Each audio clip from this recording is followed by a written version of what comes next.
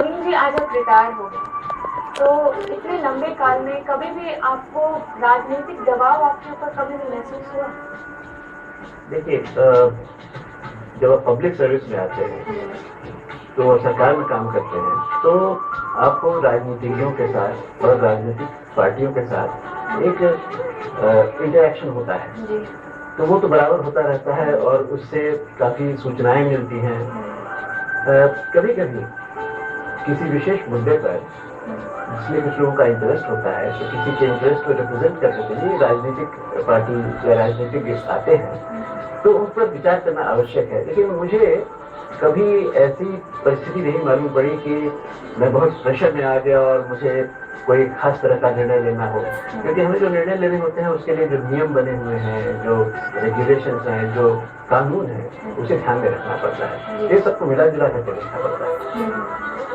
अच्छा, ये बताइए कि एक IAS ऑफिसर जो कि कंपटीशन फेस करके एक पद पर पहुंचते हैं और जनता के प्रतिनिधित्व, इन दोनों में सबसे ज्यादा पावर किसके हाथ में है?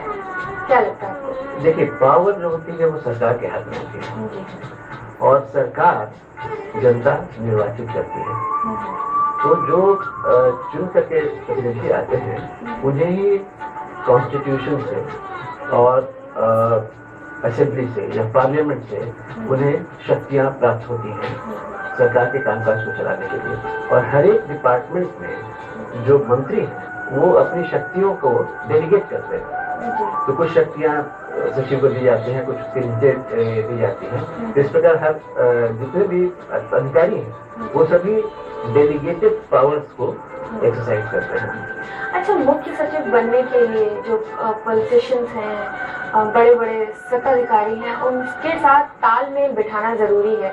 आप क्या कहना चाहते हैं इस बारे में? देखिए, ऐसे कोई आवश्यकता वास्तव में नहीं है, क्योंकि मुख्य सचिव तो बहुत ही सीनियर पोस्ट होता है। जब तक आप उस स्तर पर पहुंचते हैं तो हर किसी को मालूम होता है कि इसकी क्या क्षमता है, आपका क्या अनुभव रहा है और आप किस तरह से डिलीवर कर सकते हैं जो भी आपके सामने जो टास्क दिया जाता है, जो एक काम दिया जाता है, जो लक्ष्य दिया जाता है, उसको किस तरह से आप प्राप्त कर सकते हैं।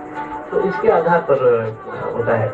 बाहर से मालूम पड़ता है कि इसमें बहुत राजनीतिक हस्तक्षेप हो रहा है, क्योंकि ये निर्णय जो होता है वो मुख्यमंत्री या सरकार के स्तर पर होता है जहाँ पर निर्वाचित प्रतिनिधि होते हैं। तो लोगों को लगता है कि राजनीतिक निर्णय है, बस राजनीतिक निर्णय नहीं, वो सरकार का निर्णय होता है। अच्छा, जब से आप मुख्य सचिव के पद पर नियुक्त हुए थे तब से आज तक आपको कभी भी कोई ऐसा सिचुएशन मिला हो जिसमें आप बहुत ही कठिनाई महसूस किए? मैं दो दृष्टांत आपको दे सकता हूँ। पहला तो ये कि आप जानते हैं औरंगाबाद में नबी नगर में एक पावर प्लांट बनाने की सरकार की योजना है, उसमें बड़ी कठिनाइयाँ आ रही थी, खास करके जमीन को अधिग्रहण करने के बारे में कठिनाई हो रही थी और काम रुका पड़ा था। तो इसके बारे में काफी हम लोगों को काम करना पड़ा। जो किसान थे उनसे बातें करनी पड़ी हैं, जो कंपनी है जो वहाँ पर सेक्रेटरी है इसको बनाने के लिए उनसे बात करके उसको सुलझाने का काम करना पड़ा। तो एक ऐसी स्थिति आ गई थी कि लग रहा था कि बिल्कुल पूर्ण अवरोध हो गया है और बात आगे नहीं बढ़ेगी। लेकिन फिर उसको बात करके उसको सुलझा करके जिस दिन किसान के प्रतिनिधियों से अंतिम रूप से बात हुई और वो इसके लिए तैयार हुए कि ठीक है अब जो समाधान निकला है उस पर वो राजी हो, तो वो दिन मुझे लगा कि एक बहुत बड़ी कठिनाई हमने सुलझाई और मुझे बहुत खुशी हुई कि हम इस दिशा में आगे बढ़ रहे हैं। एक तो ये है। दूसरी कठिनाइयाँ मुख्य सचिव के रूप में मुझे तब मालूम पड़ी जब किसी विभाग में माननीय मंत्री और सचिव के बीच में जब कोई आपस में सामंजस्य नहीं होता है तो वहाँ कठिनाई होती है। तो वहाँ पर मुख्य सचिव का बहुत महत्वपूर्ण रोल होता है कि उनको कैसे सुलझाया जाए। तो ऐसी समस्याएं भी हुई और उसे सुलझाया गया। जी।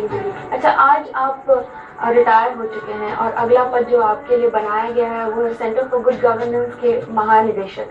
तो इस पद के बारे में हमें बताएं और कब से आप इस पद पर ज्वाइन करने वाले? ये पद है महानिदेशक सेंटर फॉर गुड गवर्नेंस। सरकार ने ये सोसाइटी बनाने का निर्णय करीब 6 महीने पहले लिया था, तो उसका मैं पहला महानिदेशक होगा और सरकार के आदेश की सेवानिवृत्ति के उपरांत मुझे इस पर नियुक्त किया गया है। तो आज सेवानिवृत्त होने के बाद मैंने इस पर ज्वाइन कर लिया है।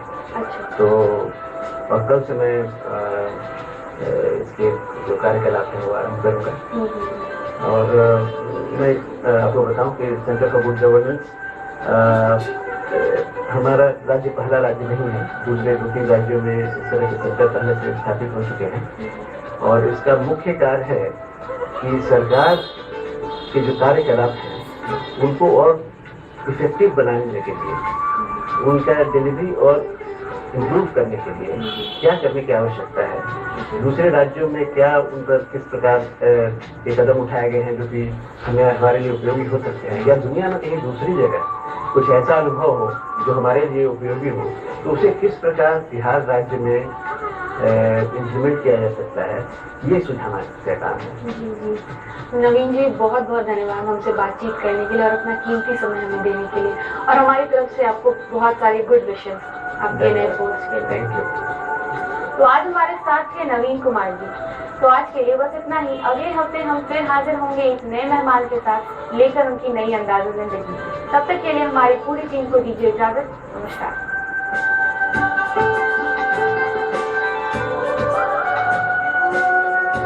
कार्यक्रम के प्रायोजक थे शेर वही जो शेर में पहने। सह प्रायोजक रूपा फ्रंटलाइन वेस्ट ब्रीज एंड गॉर्स। ये आराम का मामला है। दांत आज खुशबू से छुटकारा।